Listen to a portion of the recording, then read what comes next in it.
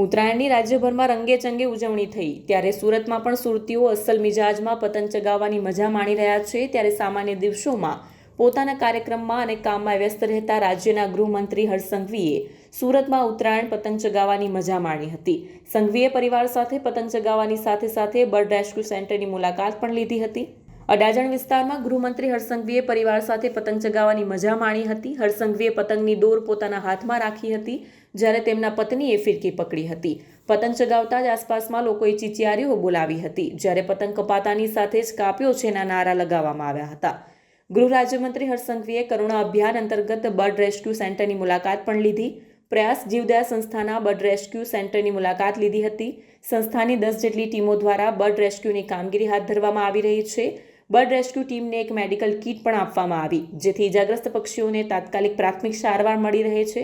પ્રાથમિક સારવાર બાદ પક્ષીને રેસ્ક્યુ સેન્ટર પર લાવી તેની સારવાર કરવામાં આવે છે। 24 કલાક સુધી આ બર્ડ રેસ્ક્યુ સેન્ટર કાર્યરત રહેશે।